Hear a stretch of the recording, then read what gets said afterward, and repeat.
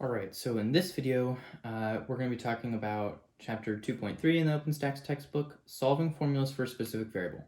Hopefully this will be a really short video.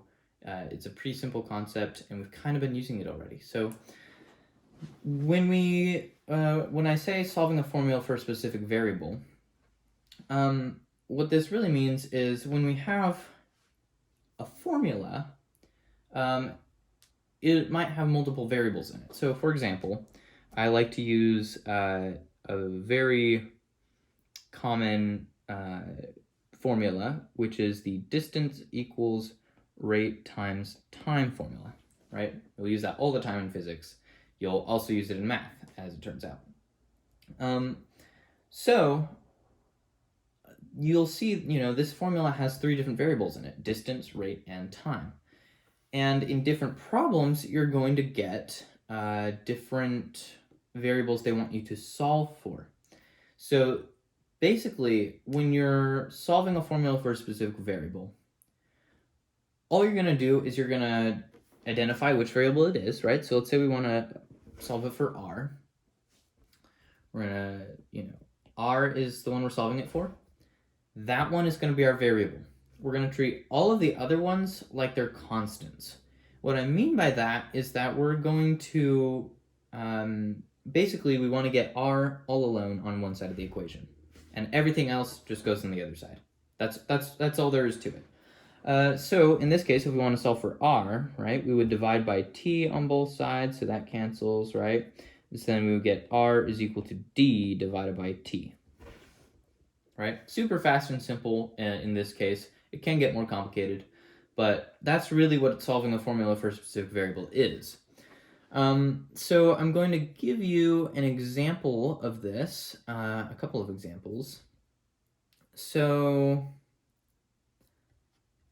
this example says to solve the formula v equals 1/3 pi r squared h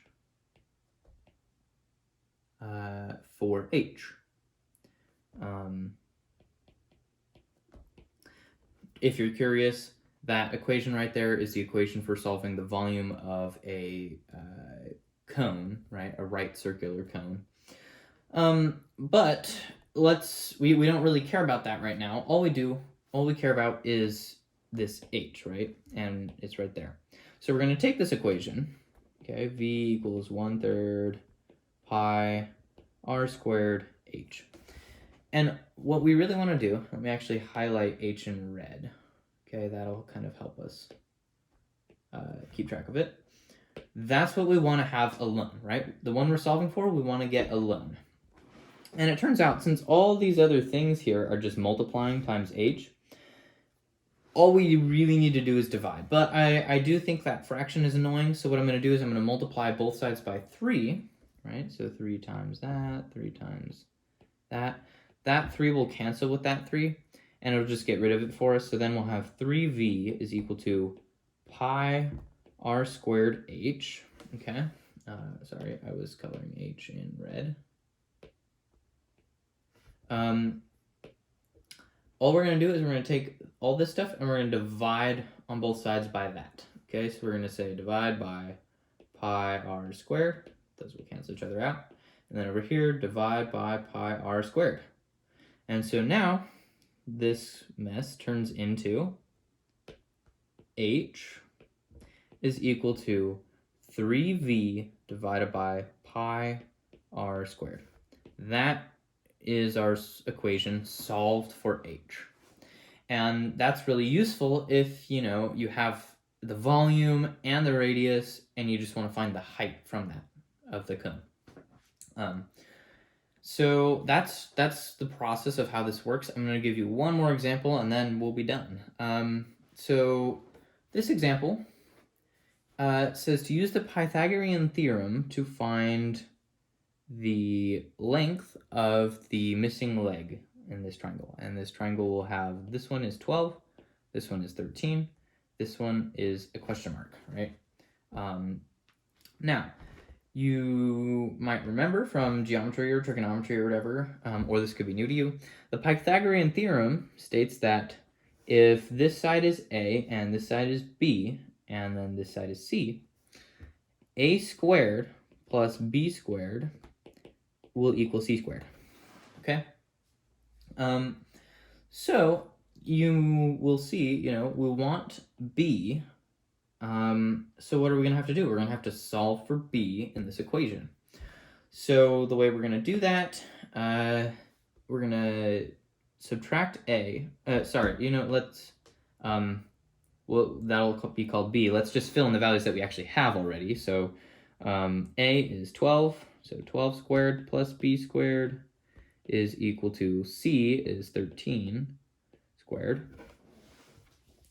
So we're just gonna, well, I guess we can do the squares at least right now. So 12 squared is 144 plus B squared is going to equal, let's see, what is 13 squared? 169. Then we're going to subtract 144 from 169 to get B squared is equal to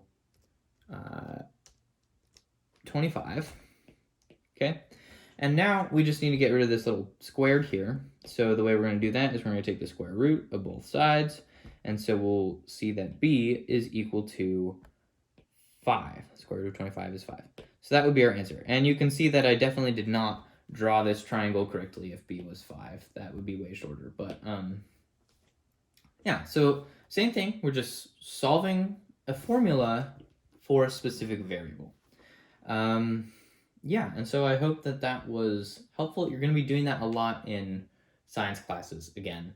Also in math.